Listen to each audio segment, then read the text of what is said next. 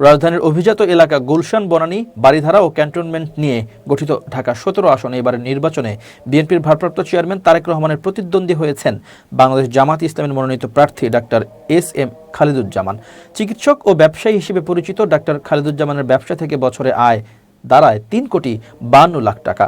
নিজের নির্বাচনী হলফনামায় এই তথ্য তিনি প্রকাশ করেছেন। নির্বাচন কমিশনের ওয়েবসাইটে প্রকাশিত হলফনামায় ডাক্তার খালিদুজ্জামান জানিয়েছেন, তার শেয়ার, সঞ্চয়পত্র ও ব্যাংক আমানত থেকে বছরে আয়ের পরিমাণ ১১,৬৮,৫২৭ টাকা। বর্তমানে তার হাতে নগদ ৬৮,২৬,১২০ টাকা রয়েছে, আর স্ত্রীর হাতে রয়েছে ৩,৪৮,৫১০ টাকা।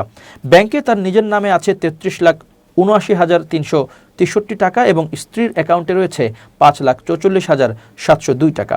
৫ সন্তানের বাবা ডাক্তার খালিদুজ্জামানের নিজের নামে ২,২৫,৫৯৫ টাকা এবং স্ত্রীর নামে ৯০ লাখ টাকার বন্ড, ঋণপত্র ও কোম্পানির শেয়ার রয়েছে।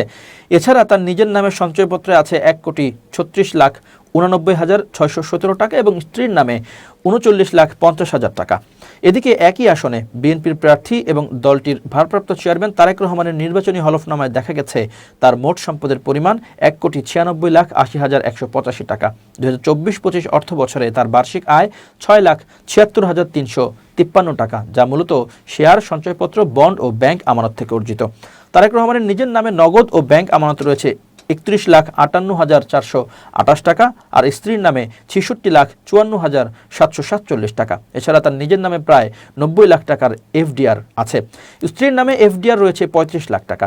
এবছর ২০২৫-২৬ আয়কর দিয়েছেন ১,০১,৪৫৩ টাকা এবং স্ত্রীর আয়কর হয়েছে ৫,৫৭,৭১৩ টাকা।